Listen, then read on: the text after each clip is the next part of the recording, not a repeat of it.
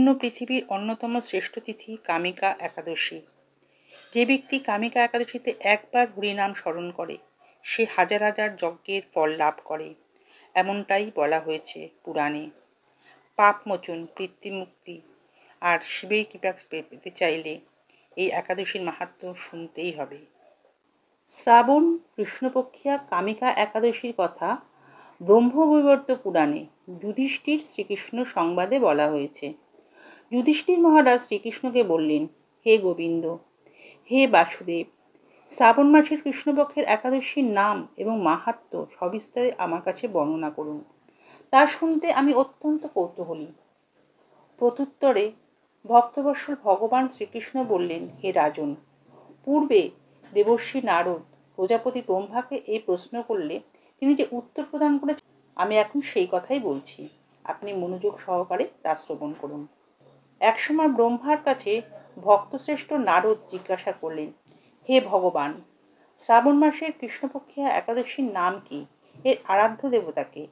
সেই ব্রতের বিধি বা কি রকম এবং এই ব্রতের ফলে কি পুণ্য লাভ হয় তা সবিস্তারে জানতে ইচ্ছা করি। আপনি কৃপা করে আমাকে তা জানালে আমার জীবন ধন্য হবে। শ্রী নারদের কথা শুনে ব্রহ্মা অত্যন্ত সন্তুষ্ট হলেন। তিনি বললেন, হে বৎস, জগৎজীবের মঙ্গলের জন্য আমি তোমার প্রশ্নের যথাযথ উত্তর দিচ্ছি, তুমি তা শ্রবণ করো।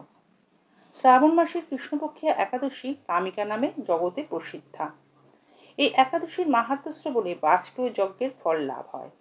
ভগবান শ্রীহরির পূজা অর্চনা অপরিমিত পুণ্যফল প্রদান করে।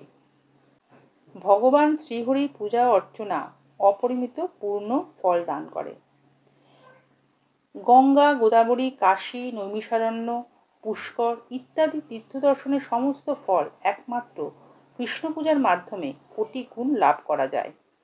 সাগর ও অরণ্যযুক্ত পৃথিবী দানের ফল, দুগ্ধবতী গাভী দানের ফল অনায়াসে এই ব্রত পালনে লাভ হয়। যারা পাপপূর্ণ সাগরে নিমগ্ন, এই ব্রতই তাদের উদ্ধারের একমাত্র সহজ উপায়। এইরকম পবিত্র পাপনাশক শ্রেষ্ঠ ব্রত আর জগতে নেই। শ্রীহরি স্বয়ং এই মাহাত্ম্য কীর্তন করেছেন। রাত্রি জাগরণ করে যারা এই ব্রত পালন করেন তারা কখনো দুঃখ দুর্দশাগ্রস্ত হন না। এই ব্রত পালনকারী কখনো নিম্নজনী প্রাপ্ত হন না। কেশবপ্রিয়া তুলসীপত্রে যিনি শ্রীহরির পূজা করেন, পদ্মপাতায় জলের মতো তিনি পাপে নির্লিপ্ত থাকেন। তুলসীপত্র দিয়ে বিষ্ণু পূজায় ভগবান যেমন সন্তুষ্ট হন, মণি মুক্তাদি মূল্যবান রত্ন মাধ্যমেও তেমন কৃত হন না। তিনি কেশবকে তুলসী মন্দিরে দিয়ে পূজা করেন, তার জন্ম অর্জিত সমস্ত পাপ ক্ষয় হয়ে যায়। এ প্রসঙ্গে ব্রহ্মা বললেন, হে নারদ, তিনি তুলসীকে প্রত্যহ দর্শন করেন, তার সকল পাপরাশি বিদূরিত হয়ে যায়। তিনি তাকে স্পর্শ করেন, তার পাপমলিন দেহ পবিত্র হয়। তাকে প্রণাম করলে সমস্ত রোগ দূর হয়। তাকে জলসিঞ্চন করলে যমও তার কাছে আসতে ভয় পান। শ্রী হরিচরণে তুলসী অর্পিত হলে ভগবত ভক্তি লাভ হয়। তাই হে কৃষ্ণ ভক্তি প্রদায়িনী, তোমায় প্রণাম করি।